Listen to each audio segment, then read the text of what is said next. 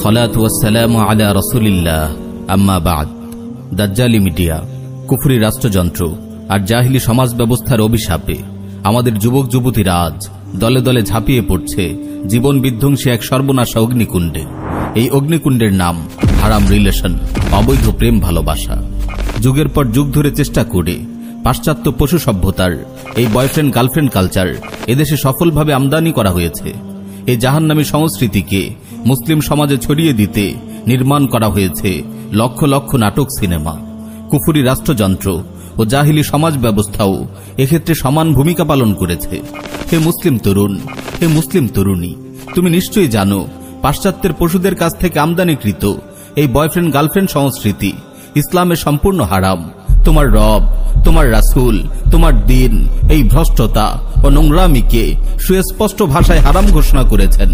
ইসলামের দৃষ্টিতে এই অবৈধ প্রেম সর্বাংশেই নোংরা ও অপবিত্র। তোমার রব তোমার জন্য যা হারাম করেছেন তাতে তোমার জন্য এক ফোঁটা কল্যাণও থাকতে পারে না। আমার ভাই, আমার বোন, আমি তোমার কল্যাণকামী ভাই। আমি তোমাকে সতর্ক করছি, একজন গায়রে মাহরাম নারীকে নিয়ে তোমার ভাবনা কল্পনা, তার সাথে তোমার কথাবার্তা, তোমার অনলাইন চ্যাট, তোমার দেখা সাক্ষাৎ, তোমার অনুভূতি বিনিময়, তোমার ভালোবাসার নোংরা সম্পর্ক সব কিছুই তোমার অন্তরকে কেবল কালো ও কুলুষিত করবে। এই অব্যাহত গুনাহ ও নাফরমানিগুলো তোমার হৃদয় থেকে সব কল্যাণ ও সম্ভাবনাকে ঝেঁটিয়ে বিদায় করবে। তোমার অন্তর থেকে ঈমানের মজা কেড়ে নেবে, ইবাদতের স্বাদ ছিনিয়ে নেবে। তোমার হৃদয়ে মুনাফিকের চাষ করবে, তোমাকে তোমার দয়াময় রবের রহমত থেকে বহু দূর নিয়ে যাবে। যে চোখ দিয়ে তুমি পরনারী দেখেছো, যে আঙ্গুল ব্যবহার করে তুমি তার সঙ্গে চ্যাট করেছো, যেই হাত দিয়ে তুমি তাকে স্পর্শ করেছো, যে পায়ে হেঁটে তুমি তার কাছে গিয়েছো, তোমার এই চোখ, তোমার এই হাত, তোমার এই পা কিয়ামতের দিন তোমার বিরুদ্ধে সাক্ষ্য দেবে। হাসরের ময়দানে আল্লাহ রাব্বুল আলামিন যখন বলবেন, আল ইয়াউমা নাখতিমু আলা আফওয়াহিহিম ওয়া তুকাল্লিমুনা আইদিহিম ওয়া তাশহাদু আরজুলুহুম বিমা কানু ইয়াকসিবুন, আজ আমি তাদের মুখে মোহর মেরে দেব। তাদের হাত আমার সঙ্গে কথা বলবে এবং তাদের পা তাদের কৃতকর্মের সাক্ষ্য দেবে। আমার ভাই, আমার বোন, আমাকে একটু বুঝিয়ে বলো, কোন দুঃখে তুমি হারাম রিলেশনে জড়িয়েছো? কেন তোমার দয়াময় রবের নাফরমানি করছো? তুমি কি বুঝতে পারছো না হারাম সম্পর্কে জড়িয়ে তুমি তোমার নিজের পায়ে কুড়োল মারছো?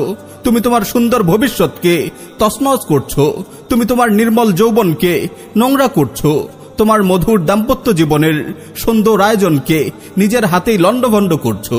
আমার ভাই, আমার বোন, তোমার কি হয়ে গেল? অবুঝের মতো আচরণ করছো কেন? এত তাড়াহুড়ো করছো কেন? তোমার সামনে আল্লাহ রাব্বুল আলামিন পবিত্র সম্পর্কের পথ খোলা রেখেছেন, তুমি কেন নিজেকে কন্ট্রোল করছো না? জেনে বুঝে কেন অপবিত্র হারামের পথে পা বাড়াচ্ছ? তুমি কেন বৃষ্টির, ঝর্ণার, সমুদ্রের অফুরন্ত বিশুদ্ধ পানি ফেলে নালা নর্দমার পচা গলা দুর্গন্ধময় পানি পান করছো? বিয়ের মতো উদ্দাম, স্বাধীন, নির্মল, পবিত্র, বিশুদ্ধ, মধুর, স্থায়ী, সুশৃঙ্খল, সুগঠিত, সুপরিকল্পিত হালাল বন্ধন করার আয়োজন না করে তুমি নোংরামি, শয়তানিকে কেন বেছে নিচ্ছ? আমার ভাই, আমার বোন, তুমি কি জানো না ইসলামের বিধান এই বিয়ে একটি পবিত্র ও স্থায়ী বন্ধন। আল্লাহর রহমতে তোমরা দুজন যদি মুমিন ও নেককার হও, তাহলে মৃত্যুও তোমাদের এই পবিত্র বন্ধন ছিন্ন করতে পারবে না। পুলসিরাতের সাঁকো পেরিয়ে জান্নাতের চিরসুখময় বাগানেও তোমরা একে অপরের হয়ে থাকবে। জান্নাতের যেহেতু শেষ নেই, তোমাদের এই মধুর প্রেম, তোমাদের এই মধুর ভালোবাসাও কোনোদিন শেষ হবে না। তাই বিয়ে ক্ষণস্থায়ী দুনিয়ার বুকে চিরস্থায়ী ভালোবাসার আয়োজন। তোমাদের এই প্রেম অমর, এই সম্পর্ক অনন্ত, এই মিলন অফুরন্ত। বিয়েই নশ্বর পৃথিবীতে অবিনশ্বর বন্ধনের কল্যাণময় যাত্রা। তুমি অবৈধভাবে হারাম পথে কেন যাচ্ছ? আমাকে একটু বোঝাও তো। তুমি তো একজন বুদ্ধিমান যুবক, তুমি একজন বিচক্ষণ তরুণী, কেন এমন করছো তুমি? আমার ভাই, যে নারী আল্লাহর নাফরমানি করে নিজের মোহময় নারীত্ব ভরা লাজুক সত্তাকে ছুঁড়ে ফেলে হায়া শরমের মাথা খেয়ে নিজের গায়রাত, আত্মমর্যাদা বোধ বিসর্জন দিয়ে নিজের যৌবনকে কুলুষিত করে তোমার মতো একজন পরপুরুষের সঙ্গে অবৈধ সম্পর্ক গড়ে তাকে নিয়ে তুমি জান্নাতে যাওয়ার স্বপ্ন দেখতে পারো? আমাকে বলো, তোমাদের এই অবৈধ পথে শুরু হওয়া প্রেম, এই হারাম ভাবে গড়ে ওঠা বন্ধন কিভাবে জান্নাতের পবিত্র অমর অনন্ত বন্ধনে পরিণত হবে। আমার বোন, যে পুরুষ আপন রবের নাফরমানি করে নিজের পৌরুষ ও উন্নত চরিত্রকে বিসর্জন দিয়ে নিজের গায়রাত ও আত্মমর্যাদা বোধকে দুপায়ে দোলে, নিজের যৌবনকে কুলুষিত করে তোমার মতো একজন নারীর সঙ্গে অবৈধ সম্পর্ক গড়ে তুলে, তুমি এমন একজন পুরুষকে নিয়ে জান্নাতের পবিত্র অনন্ত বন্ধন গড়ার স্বপ্ন দেখতে পারো। প্রেমের নামে, ভালোবাসার নামে তোমরা আসলে চাওটা কি বলো তো? তোমরা যদি সত্যি একে অপরকে চিরদিনের জন্য চাইতে, তোমরা হারাম পথে পা বাড়াতে না। তোমরা প্রথমেই বিয়ের রাজপ্রাসাদে গিয়ে উঠতে, রাস্তাঘাটে, হোটেল রেস্টুরেন্টে, পার্কের ঝোপে ঝাড়ে বেহায়াপনায় লিপ্ত হতে না। প্রেমের নামে, ভালোবাসার নামে নোংরামি করতে না। আমার ভাই, অবৈধ প্রেম ভালোবাসার এই নোংরামি একজন সত্যিকারের পুরুষের কাজ নয়। একজন আত্মমর্যাদা বোধ সম্পন্ন সাহসী পুরুষ নিজেকে যোগ্য ও সচ্চরিত্রবান হিসেবে গড়ে তুলে ঘটা করে বিয়ের প্রস্তুতি নেয়। নিজের সব সময়, শক্তি ও সামর্থ্য বিয়ের প্রস্তুতি ও আয়োজনে ব্যয় করে। শুরুতেই নিজের জীবন সাথীকে হালাল, পবিত্র ও বিশুদ্ধ বন্ধনের রাজপ্রাসাদে নিয়ে তোলে। তারপর দাম্পত্য সম্পর্কের মধুর রাজ্যে হারিয়ে যায়। এমন দম্পতির উপর আল্লাহ রাব্বুল আলামিনের রহমত নাজিল হয়। তারা একে অপরের যত বেশি কাছে আসে, একে অপরকে যত বেশি ভালোবাসে, আল্লাহ রাব্বুল আলামিন তাদের প্রতি তত বেশি সন্তুষ্ট হন এবং তাদের উভয়ের ভালোবাসার পবিত্র বন্ধনের উপর চিরস্থায়িত্বের সিলমোহর লাগিয়ে তাদেরকে চিরদিনের জন্য জান্নাতের চিরস্থায়ী বাসর ঘরে নিয়ে তুলেন। তাদের পবিত্র প্রেমকে অমরত্ব দান করেন। সুবহানাল্লাহ। তোমরা তোমাদের মহিয়ান রবের কথা না শুনে তোমাদের প্রকাশ্য দুশমন শয়তানের কথা কেন শুনছো?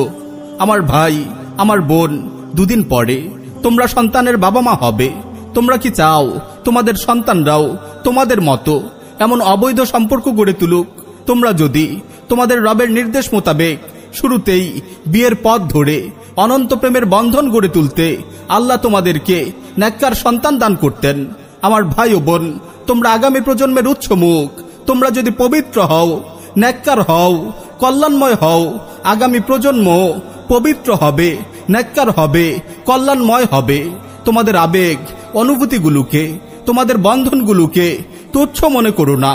বিয়ে বহির্ভূত সম্পর্ক গড়ে তোমার হৃদয়ের নির্মল আবেগকে, তোমার পবিত্র অনুভূতিকে যত্রতত্র ব্যবহার করে নিজের যৌবনকে, নিজের জীবনকে কুলুষিত করো না। তোমরা আগামী প্রজন্মের বাবা মা, তোমরা আগামী প্রজন্মের শিক্ষক। তোমাদের দায়িত্বশীল হতে হবে, নীতিবান ও আদর্শবান হতে হবে। যৌবনের তাড়নায়, তারুণ্যের উদ্দামতায় নিজের পৌরুষকে, নিজের নারীত্বকে বিসর্জন দিও না। আমার ভাই ও বোন, পাশ্চাত্যের পশু সভ্যতার বয়ফ্রেন্ড গার্লফ্রেন্ড সংস্কৃতির অনুকরণ করে জাহান্নামের পথ ধরো না। এ পথে গেলে মৃত্যুর পূর্বে দুনিয়াতেই তোমরা জাহান্নামের আগুনে জ্বলবে। পাশ্চাত্যের অসহায়ত্ব দেখো। এই শয়তানি কালচারের কারণে পাশ্চাত্য সমাজ আজ পশু সমাজে পরিণত হয়েছে। তাদের পরিবার ব্যবস্থা ধসে পড়েছে। নারীরা পুরুষের খেলনায় পরিণত হয়েছে। সেখানে যৌবনের শুরুতেই জীবন সাথীর খোঁজে একজন নারীকে অসংখ্য যুবকের বিছানায় যেতে হয়। পাশ্চাত্যের অসভ্য নারীলিপ্সু বয়সরা এত ঘন ঘন গার্লফ্রেন্ড বদল করে যে যেন শরীরের পোশাক বদলাচ্ছে। এই আলোচনা অনেক দীর্ঘ, আজ আমি সেদিকে যাব না। শেষ কথা বলে যাই, আমার ভাই, আমার বোন, যদি একটি পবিত্র জীবন চাও, অনন্ত প্রেম চাও, অবিনশ্বর বন্ধন চাও, সুখময় দাম্পত্য জীবন চাও, নেককার সন্তান চাও, তবে অবৈধ প্রেমকে লাথি মারো। নিজেকে পবিত্র করো, বিয়ের প্রস্তুতি ও আয়োজনে লেগে যাও।